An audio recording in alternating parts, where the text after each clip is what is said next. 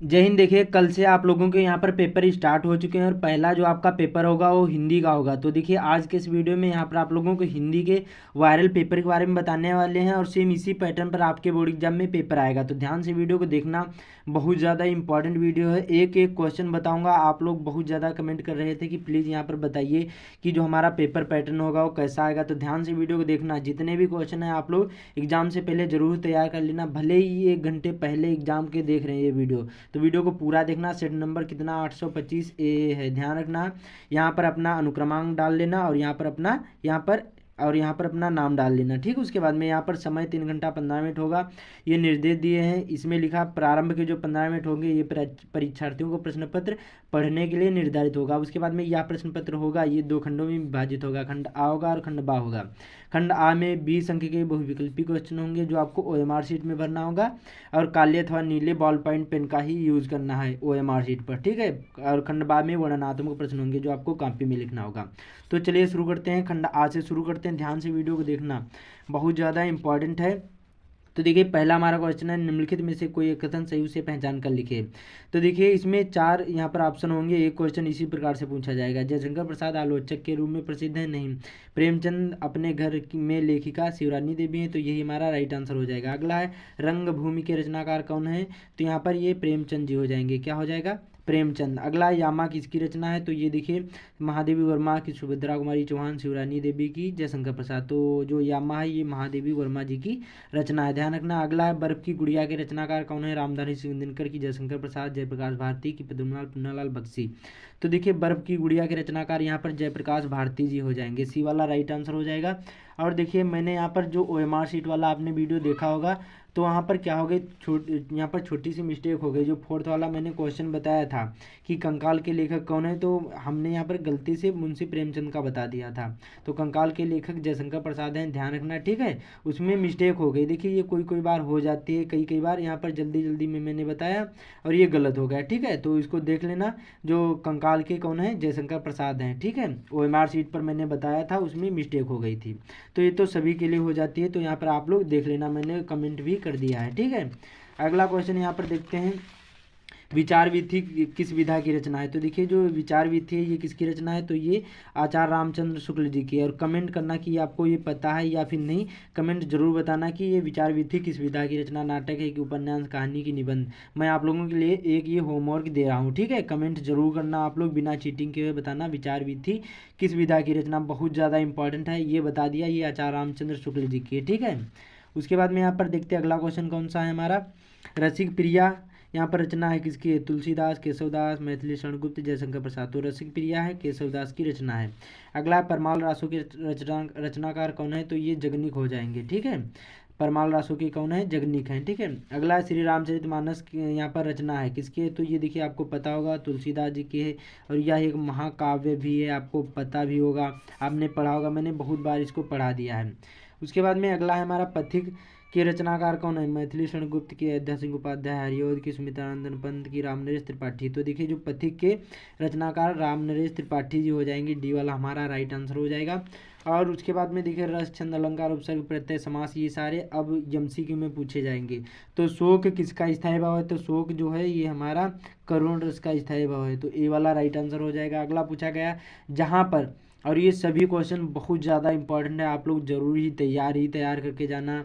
जहाँ पर एक वस्तु तथा दूसरी प्रसिद्ध वस्तु के समान गुणधर्म के आधार पर समानता बताई जाए, वहाँ पर कौन सा अलंकार होता है, तो वहाँ पर हमारा उपमा अलंकार होता है, ठीक है। जिसमें पीपर पात सरिस मंडोला आपने पढ़ा भी होगा, तो वहाँ पर हमारा उपमा अलंकार हो जाएगा। अगला है, जो सिमरत सिद्ध होय गन्नायक करिवर बदन और करह अनुग्रह सोय बुद्धिराज सुगन सदन में कौन सा छंद है, तो इसमें देखिए, जब इसकी पाई मात्रा गिनोगे तो पहले और तीसरे चरण में 11 मात्राएं निकलेंगी, पहले और तीसरे चरण में 11 मात्राएं होती हैं, तो वहाँ पर हमारा सोरठा छंद होता है, ए वाला इसका राइट आंसर हो जाएगा। अगला है, पर्यावरण में उपसर्ग है, तो उपसर्ग का मतलब होता है किसी शब्द के पहले जुड़ना, तो पर जो है ये हमारा क्या है, उपसर्ग है पर्यावरण का। अगला है, तिरंगा में कौन सा समास है, तो इसमें 3 रंगों का समूह होता है, संख्यावाचक हो जाएगा, तो द्विगु समास होगा, ठीक है।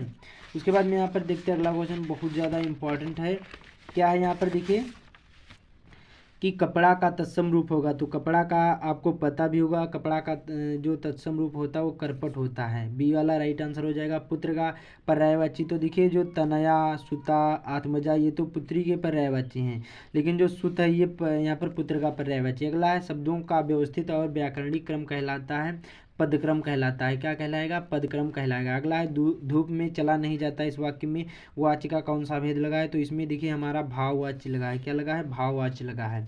अगला हमारा बहुत ज़्यादा इंपॉर्टेंट है, इनमें से कौन सा अभिकारी पद है? तो इसमें देखिए जब विकारी पता होगा तो अभिकारी आसानी से आप लोग जान जाओगे। जो देखिए अब विकारी पद होते हैं संज्ञा, सर्वनाम, विशेषण और क्रिया होते हैं। तो उसके बाद में अब दूसरा जो क्रिया, विशेषण, सर्वनाम ये तो हमारे विकारी पद हैं, लेकिन अभिकारी हमारा अव्यय हो जाएगा। अगला है फल का सप्तमी यहाँ पर सप्तमी एक वचन रूप होगा, मतलब सप्तमी विभक्ति एक वचन रूप होगा, तो इसमें हमारा फल्य हो जाएगा। क्या होगा? फल्य होगा। तो ये 20 क्वेश्चन बहुत ज़्यादा इंपॉर्टेंट थे। उसके बाद में अब खंड बा होगा, वर्णनात्मक प्रश्न होंगे। पहला हमारा देखिए गद्यांश वाला होगा, 6 नंबर का होगा। वीडियो पूरा देखना, पूरा पेपर सॉल्व करवाने वाले हैं और ये एग्जाम से पहले ज़रूर ही वीडियो देख लेना अच्छी तरीके से। पहला हमारा का वाला पूछा गया, इसमें 2 पूछे जाएंगे, इनमें से एक ही करना है। पहला हमारा दिया अश्वारोही पास आया, ममता ने रुक रुक कर कहा कि मैं नहीं जानती कि वह शहंशाह था या फिर साधारण मुगल। एक दिन इस तो इसमें देखिए इस झोपड़ी के नीचे हुआ रहा, तो इसमें ममता शब्द दे दिया गया, तो समझ लो ये ममता नामक पाठ से लिया गया है। और इसके लेखक कौन है? कमेंट जल्दी जल्दी करो कि कमेंट कौन होंगे, ठीक है। तो इसके लेखक कौन है कमेंट जरूर बताना। बाकी संदर्भ लिखना होगा, रेखांकित अंश की व्याख्या करना होगा, यहाँ से लगाकर यहाँ तक व्याख्या करना है। फिर ममता के आजीवन भयभीत रहने का क्या कारण था? तो देखिए वो अपने घर के खुदवाने के डर से वो भयभीत रहती थी, इसलिए क्या है ममता, यही इसका यहाँ पर कारण था भयभीत रहने का। वो इसमें लिखा मैंने सुना था कि वह मेरा घर बनवाने की आज्ञा दे चुका है, मैं आजीवन अपनी झोपड़ी खुदवाने के डर से भयभीत रहती थी। तो ममता थी वो अपनी झोपड़ी खुदवाने के डर से हमेशा भयभीत रहती थी। तो यही हमारा राइट आंसर हो जाएगा। अब देखते हैं अथवा वाले का, दोनों देख लेते हैं, दोनों बहुत ज़्यादा इंपॉर्टेंट हैं। लिखा है हम लोग कच्ची मिट्टी की मूर्ति के समान है, जो जिस रूप में चाहे उस रूप में, चाहे राक्षस बनाओ चाहे देवता। तो देखिए ये हमारा मित्रता नामक पाठ से लिया गया है, मित्रता नामक पाठ से लिया गया है। इसके लेखक कौन है? आचार्य रामचंद्र शुक्ल जी हैं, ठीक है। और इसमें संदर्भ लिखना होगा, रेखांकित अंश की व्याख्या करना होगा, यहाँ से लगाकर यहाँ तक। अब किन लोगों की संगत करना हमारे लिए बुरा है?